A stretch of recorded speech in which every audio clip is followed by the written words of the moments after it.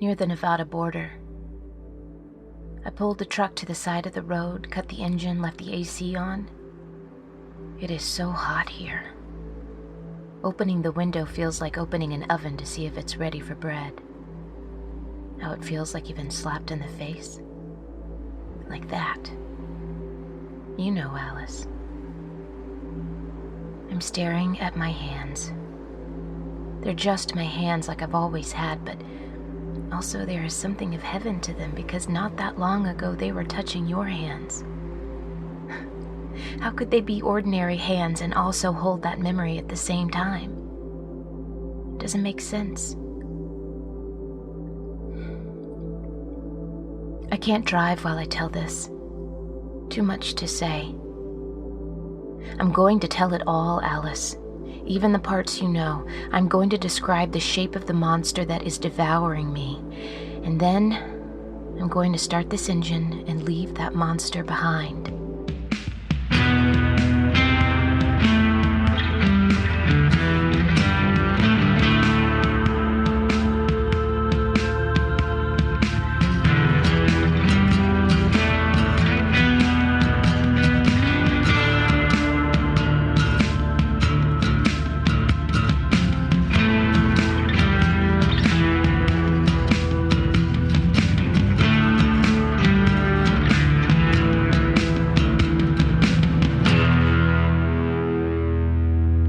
Alice Isn't Dead by Joseph Fink, performed by Jessica Nicole, produced by Disparition.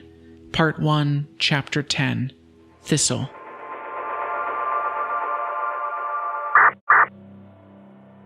There's something out here in the desert by the road. That wasn't descriptive, I know, but man, I don't know what it is. It looks like, well, you know that evil tower in Lord of the Rings? It looks like a bunch of those. And all around the towers are these discs or something reflecting the sun up at the towers. Light so bright it's almost heat. You feel warmed just looking at it. What is this thing? It goes on for miles. The towers and these fields of heat and light. It's the kind of thing we always assume the government has stashed away somewhere in the great empty of the Southwest, but here it is, right by the highway. For everyone going hopped up and hopeful to Vegas or returning exhausted and disappointed to see. America has weird things in it. It has so many miles, so much space to put the weirdness in. Alice, is that you? I don't know why I asked that. But it was you, and the surprise of that seemed to justify the question. You smiled. You looked like you always had, except a little older. Like I looked a little older, incrementally, the way we never notice until we do. It's me, Keisha, you said. Keisha now, is it? I said. It was always nicknames before with you. Who calls their wife by their actual name, right? You smiled. Boring people, that's who. Well, I guess if nothing else, you weren't boring, I said. You took my hand and we paused there. My instinct was to enfold you, to bury myself in your neck, which was always the part that smelled most of you. But it had been a long time and both of us just let it linger at our hands. I'm sorry, Chipmunk, you said. Keisha is fine for now, I said. You took my other hand, turning me to face you. I'm sorry. This wasn't about you at all. That's not why I left. A higher calling? I asked. A lower one, I guess, you said. The lowest, darkest places. You know. You've seen them. And you left to try to fix whatever this all is. To help fix it. Keisha, Chipmunk, the world is teetering. I'm trying to keep it sliding the right direction. Either way, a huge and terrible change is coming. But if it slides too far toward them, you gestured with your eyes at the Thistle gates, then it's all over for people like us. People in love, people who feel. Speaking of which, I am about to crash this truck into that town. They'll kill you, you said. Maybe.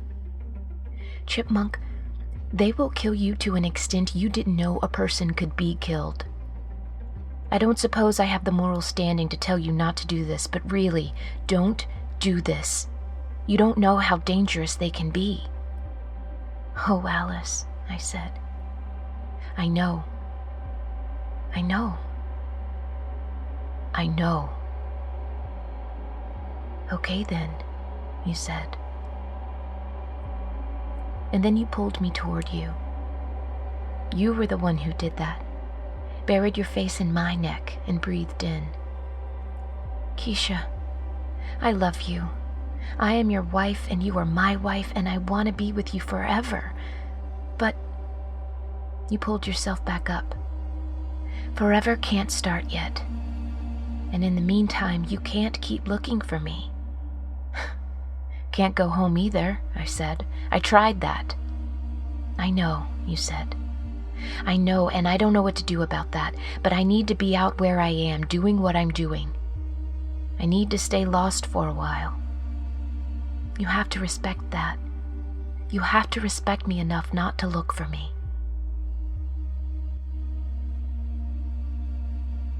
My heart beat differently just being near you, just touching, just briefly. Take me with you. Let's do this together. I can help. Even as I said it, I knew that it was impossible, and so I didn't even feel disappointed when you shook your head. You're right, I said. I haven't respected you. What you did, disappearing, it was inexcusable. But so was my chasing after you like this, in a lot of ways. Two inexcusable women, you said. That's us. You were crying. I realized I was too, had been since I saw you. Someday I will come back, if you let me, you said, and we will live out the rest of our lives. I promise that. I promise that. In the meantime, I said, stop looking. Yeah, you said. Yes. I'm sorry. We didn't say anything for a while. Then we kissed. My whole world focused down to that point of contact. Colors dimmed. I only smelled you. It could have been forever like that, and I would have been satisfied. But then it was over. Soon, you said. Soon. And I guess I can only say again, please don't do this. I am driving through those gates as soon as you step out of this truck. I love you, Keisha, you said. I love you. I love you. I love you, Alice. And then you were gone. My hands were shaking. I looked at the gate with its sign that said Thistle. Around me was the vibration of the engine and the weight of the truck. All mass and potential energy. I touched my foot to the gas, not pushing down yet.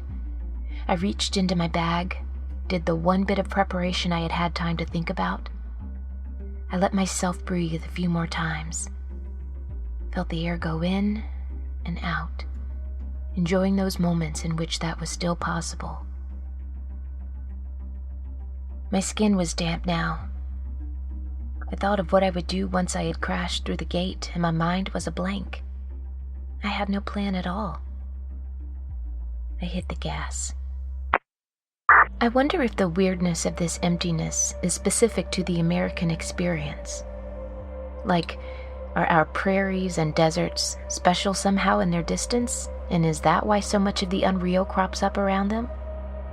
Or is there just as much weirdness in, say, the Arctic desert of North Canada?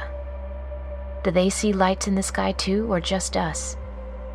Do they drive that emptiness back and forth like it was a page of words that could be deciphered if just gone over enough? Or do they leave that emptiness well enough alone?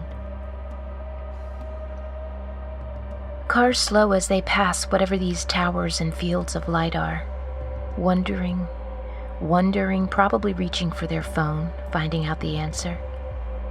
I'm not going to, though. Not everything has to be known. I wish you could see this. The landscape and these menacing towers, like the set of a movie about the end of the world. But the world's not ending. It's just going through a transformation so vast and thorough that it is indistinguishable from ending to the humans living on it. A sound like the yelp of a strange animal, and the gate tore off and I rolled into town. There were so many of those men with their ill-fitting skin and yellow polo shirts. Hundreds, maybe. I plowed through them, and they went flying, landing at horrible angles before I had to brake to avoid crashing into the gas station. The explosion might have taken out a lot of them, but I needed to be alive to see this through, to make sure that none of this was left when I went. The mob surrounded the cab, sneering. One who had been hit limped toward me. The skin of his face had been torn off by the collision, and underneath was a mealy yellow fat dripping down over his chin. There was no sign of bone. I considered my next move. My whole body glistened. I couldn't smell the town, fortunately, but I could imagine a smell like tilled earth, like green things. A whole glob of the yellow fat fell from the injured man's face and landed on the ground where he slipped on it. He laughed, a choked, broken sound. All of the buildings in the town were covered with a thin film of oil. The whole town looked sticky to the touch. Tied to a streetlight near the gas station was one of the men, like all the others. He leaned into the ropes that bound him. "Get her!" he croaked. His whole body was covered in knife wounds, but his eyes were alive and focused. "Get her!" He bled mildew and must into the ropes. The crowd parted. And him, the original him, the Thistle man, the hungry man, he walked stiffly up to the door of my cab. "Oh, you can get out," he said. "None of us are going to hurt you right away, and you aren't any safer in there." He was right. I opened the door. It took a couple tries because my hands were so slippery, but I made it. "Look at you," he said, "sweating like a lost child, exhausted from running around searching for his mother." "What a weird metaphor," I said. "You're nervous," he said. "I'm always nervous," I said. I wiped my forehead to keep my eyes clear. "Welcome to my home," he said. "We didn't know you were coming, or we would have prepared better." "What is this place?" I asked. Not that it matters, not that it's anything but a wound that must be sewn shut. But, the longer I keep talking, the longer before you attack me.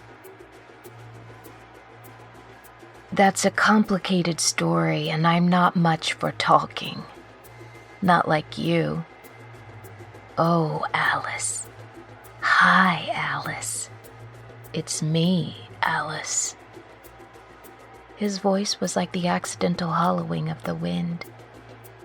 The other Thistlemen had backed up, formed a circle around us, leaving the two of us alone in the center.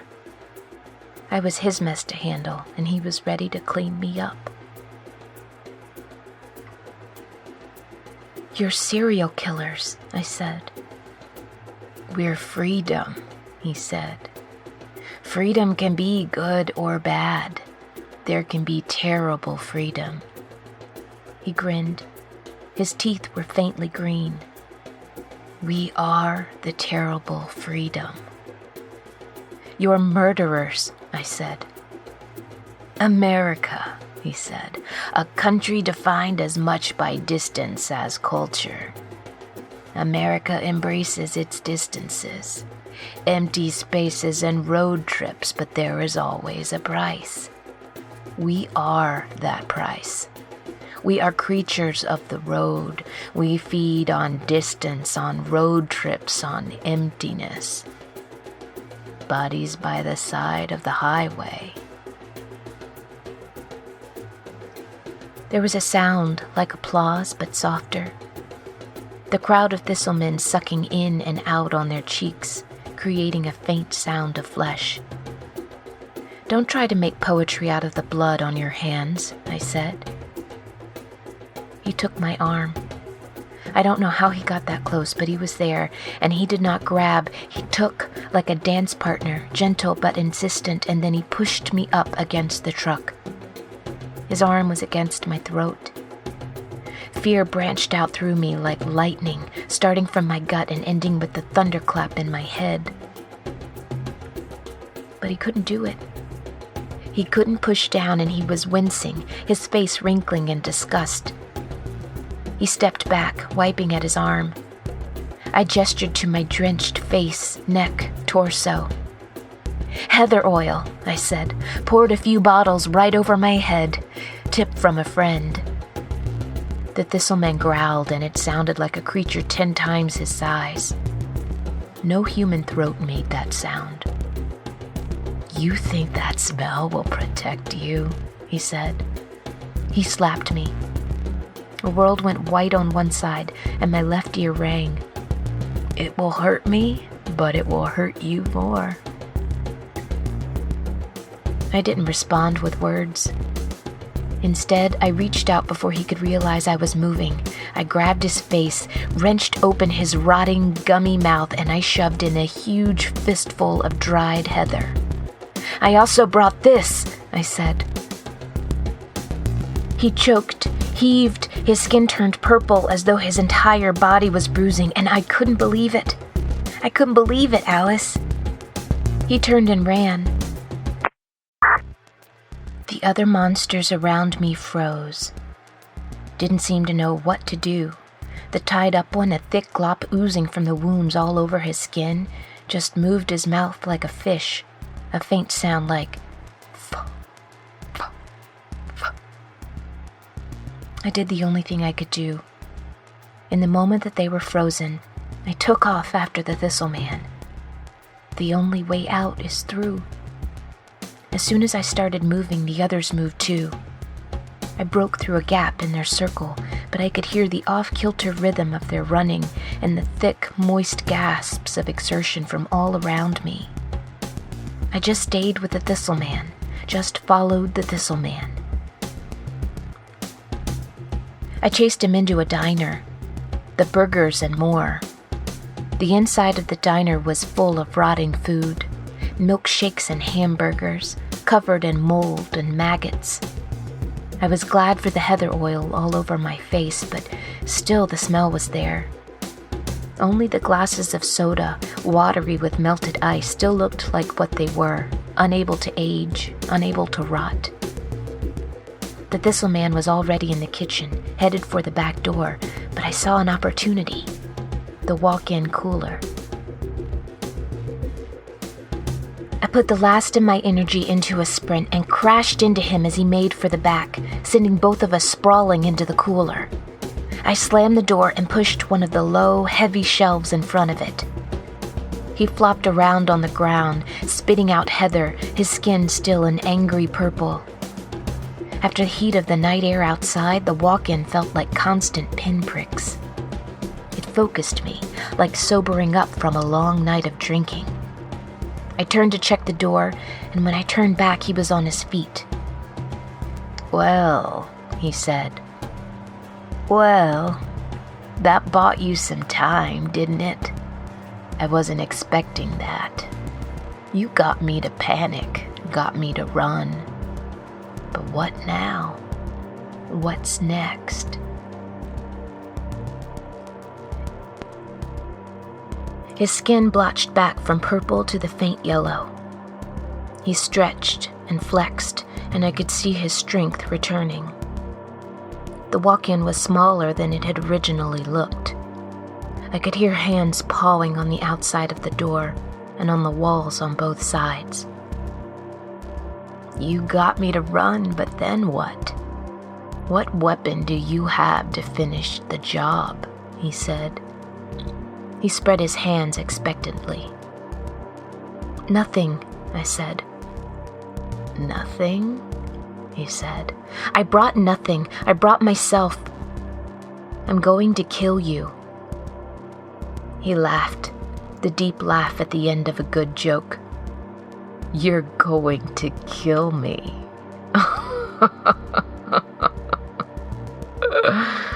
Oh, Keisha. Let me explain death to you, he said, and then he came at me. Alice, I've never been so afraid, and that's saying a lot after the year I've had, after the things I've seen. I felt terror in every part of me. It froze up my limbs, locked up my joints, made my thoughts both too slow for planning and too fast to follow. I wasn't a person anymore, just a container for my fear. I thought about you, Alice. About when I thought you were dead, and when I knew you weren't. I thought about Earl, dying alone as decent people ate waffles not 10 feet away. I thought of a father in a Target parking lot, calling the police under the belief that this would help. I thought of a factory by the sea. I thought of a line of names, a murderer's legacy on an ugly stretch of highway. I thought of a young girl doing her best and just how good her best was. I thought of a bus pulling out of Victorville in the middle of the night. I thought of home. I thought of Sylvia. I thought of you. And through all of these thoughts, a buzzing anxiety. Anxiety like electricity. And I knew in that moment that anxiety is just an energy. It is an uncontrollable, near-infinite energy surging within me, and for once, I stopped trying to contain it. I told my heart, beat faster. I told my panic breath, become more difficult. And I told my fear to overtake me. Make me more afraid. I am not afraid of feeling afraid. Make me more afraid. All of that energy, I turned it outward. I pushed it into my arms, my legs, my teeth. Fuck the Thistle man. When he hit me, I hit back. He was stronger than I remembered. It was like being hit by a car. Mass without pity, just brutal physics. But I was hitting too, pounding at his face, his chest, biting, throwing myself into him. I didn't feel pain. I was so full of fear that there wasn't any room for anything else. I fought using every wave of terror inside of me. The Thistle man laughed when I hit him, and he kept punching, as thoughtless and inhuman as a rock slide on a highway. But I kept hitting too, and he stopped laughing. I clawed at his face, and his skin started to go, and that yellow fat oozed out. He grunted, growled, flailed at me. He was no longer toying with me. He wanted to destroy me, but I stayed on my feet. I tore at him with the last of myself, and finally, he was the one that fell, his teeth mashed into his cheek, shouting incoherently. I went knees first into his chest. I hit and hit and hit. And then he was dead. He was dead. I had done it. I had won. Adrenaline pounded through me. I couldn't turn off the energy I had found in myself, and I was in pretty bad shape. Bruises, probably a broken rib, definitely broken teeth. But the Thistle man lay there, his head a pile of fat and pulp that smelled like mushrooms. I threw up, half on the floor and half on his body. It was horrible. But I felt victory like I hadn't felt in years. With my own hands, I had ended this. I had fucking won. There was a tapping at the door. A soft scratching on the walls, and I remembered that I had only killed one of them. I was surrounded by hundreds more. "Let us in, let us in," a ragged voice sang, every note in discord with the note before. A skittering on the ceiling like an enormous spider. The lights went out. In the darkness, I could hear moaning and whispering from the walls. A voice I recognized as that of the stabbed man, sounding like it was in my ear.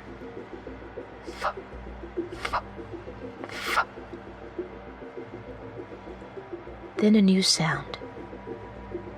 I felt it in my stomach first, a bass tone that hadn't been there before. Gradually, it slid from my stomach to my ears, becoming audible. Engines. Many engines. The sound became clear. Car engines, and then gunshots. The whispering stopped. There was scrambling on the walls like a dog slipping on hardwood. Then nothing. Nothing but myself and the darkness of the walk-in. The door burst open, knocking over the shelf holding it shut. A square of light with a figure in it. Gradually, I understood the shape as a woman holding a battering ram, a rifle slung over her shoulder. I'd never seen this woman before. She looked past me at the body on the floor. "Holy shit!" she said. She looked at me again, closely, with something between awe and suspicion. She clicked on her radio. "You're not gonna believe this," she said, "but Vector H is down."